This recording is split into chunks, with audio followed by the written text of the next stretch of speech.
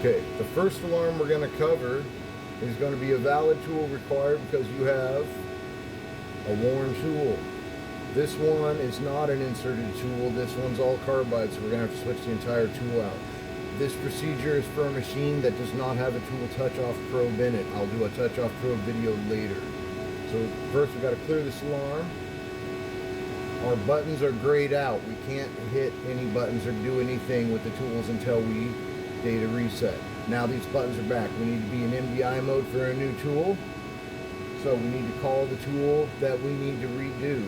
Single block needs to be on, otherwise it'll run all the code on the screen here. We don't want to do that. We just want this top line. Tool 2, M6. Before you can call the tool, let's go ahead and tell the machine that we got a good tool in it. But this one's worn out, and this is going to be for our new tool. Our tool here is using a usage count as well as a cycle time. This one is cycled out. To renew this, first you hit 0. It'll leave the line yellow. You have to hit enter that data into the spreadsheet. Now the usage count is 0. Cycle time, we also want that to be 0. Again, press enter, now it's that.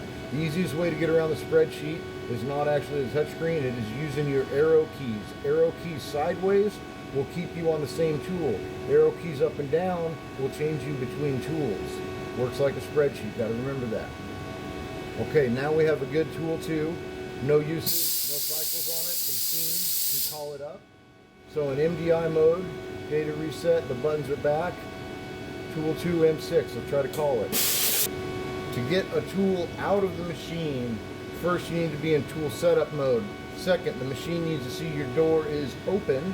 Otherwise, it will not let you unclamp the tool to take it out.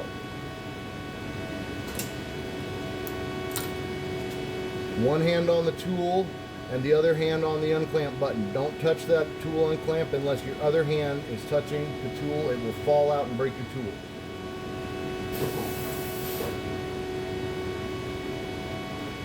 Okay. Once we have a new tool, now we need to teach the machine how long our new tool is, because we can never get it perfect. It's always going to be a little bit different than the last one. So now we're going to put it back in. Again, one hand on the tool, one hand on the unclamp. When you put a tool in the machine, this flat side here has to be facing the dog and the spindle. If you put it in the spindle like this, you're going to jam it up, you're going to make problems.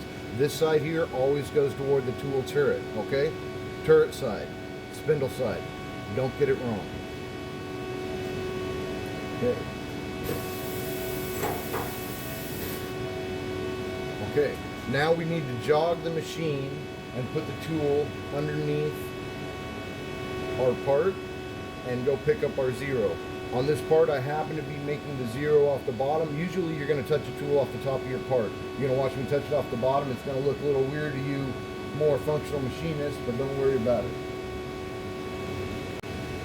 Once you've got your tool real close to your part and you're done using the jog and you need to fine tune where you're at, you need to go from jog mode, power feed, to hand wheel. When you're in the hand wheel mode, you have your axes here. Now, you start moving this. Always, when you're in Z, move up before you move down, because if you're in the wrong increment, you could go as many as 10 thousandths per click here. And if you go 10 thousandths straight toward your part, you might bury it. Remember that. Always up, not down. If it's not moving enough, if you just powered your machine up, it'll be all the way down here on 1/10. And you don't want 1/10. It's going to move so slow you can't even see it. So, get it on 1 thou, and then we're going to creep up on it. I don't want to dry.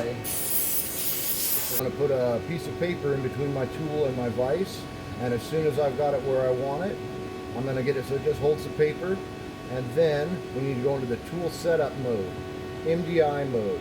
Now, if we hit tool length, set length, it sets this length there. My Z is now at 0.